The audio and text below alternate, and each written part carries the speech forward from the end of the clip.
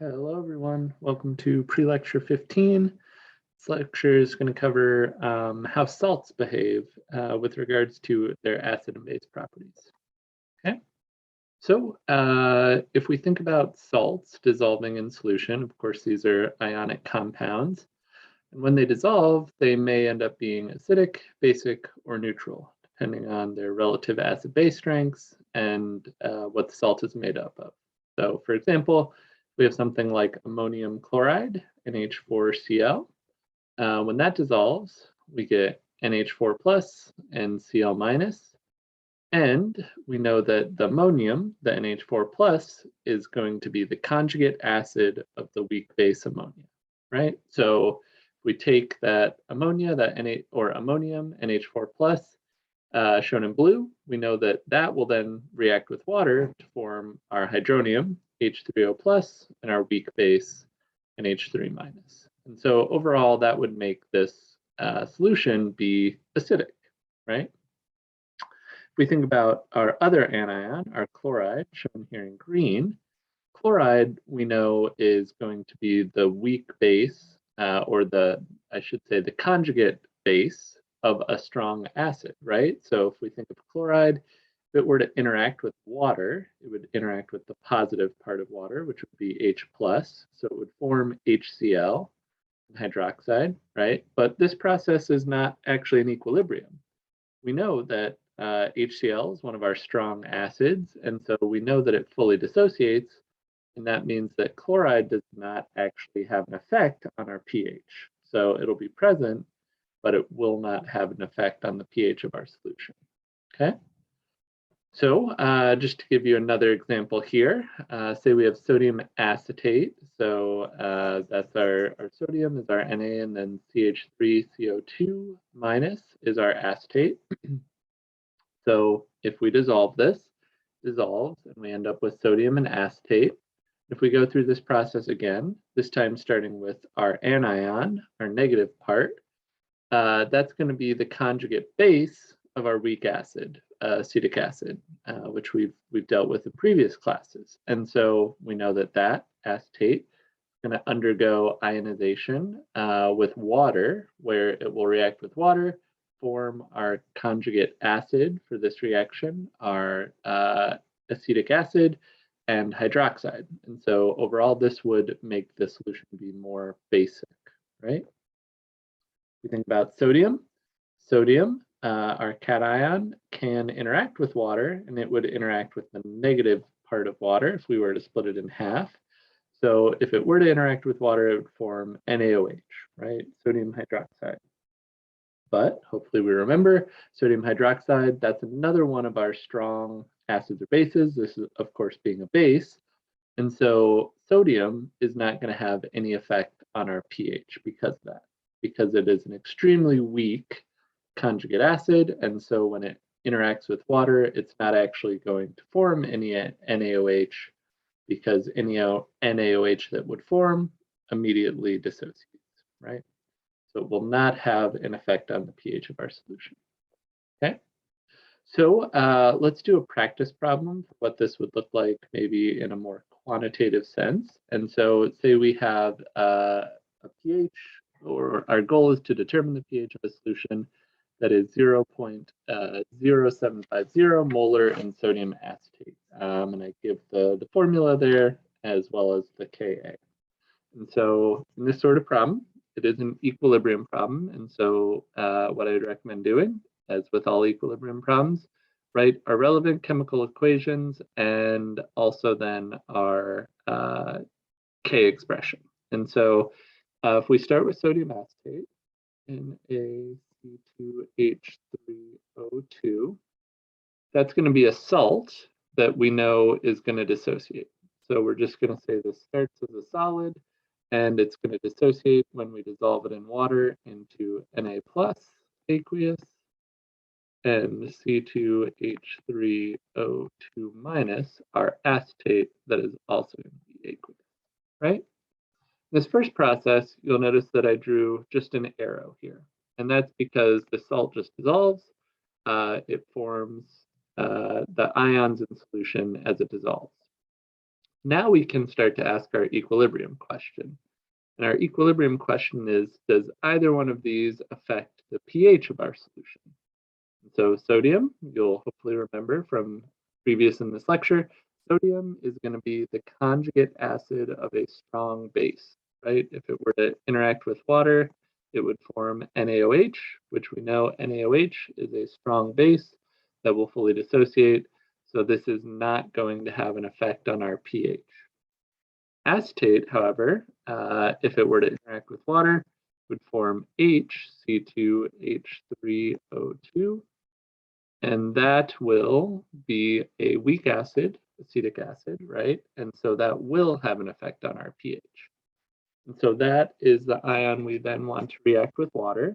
And so if we do that, C2H3O2 minus plus water.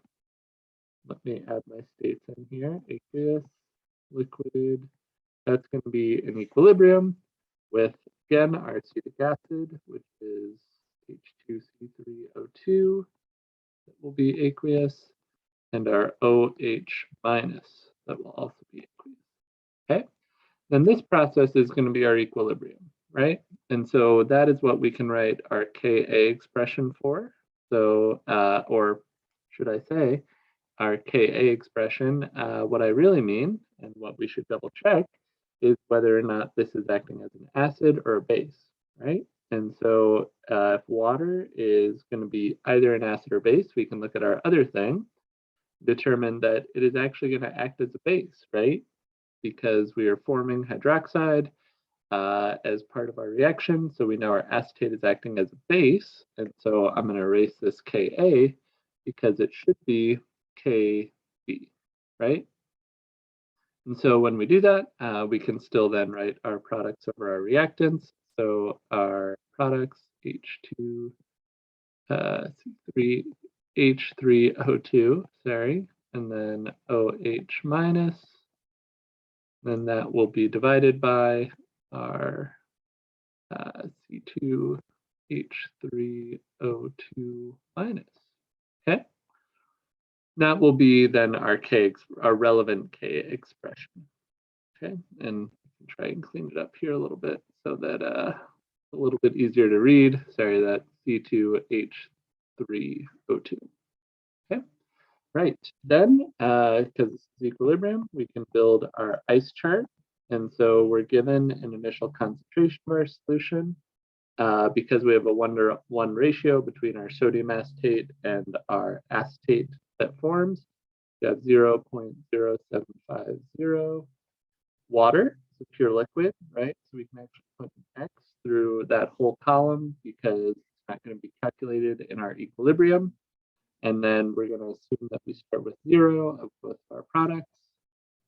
That would mean our reactant will lose something, will lose X, and our products will gain X because they can't lose anything because they're starting with 0.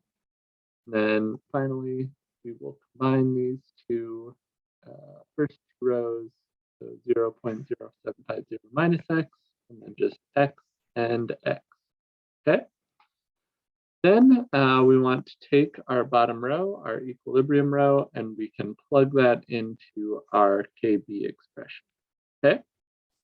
One other thing that we're going to want to do here is, of course, calculate Kb. And so just a reminder how we would calculate Kb. If we have Ka, we can use Kw.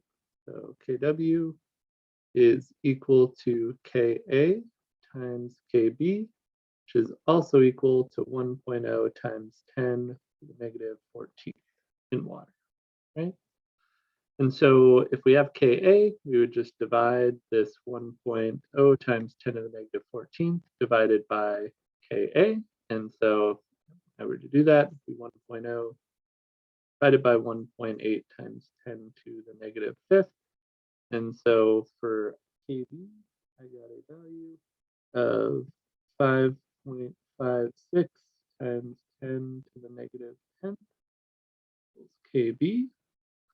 And so if we plug in all these values then, 5.56 times 10 to the negative 10th equals x squared. which is just comes from our two products multiplied by each other, divided by 0.0750 minus x. We can use our x is small approximation here because our exponent for our kV value is less than times 10 to the negative fourth. And so if you do the math and solve for x, I got an x value equal to 6.45 times 10 to the negative 10th.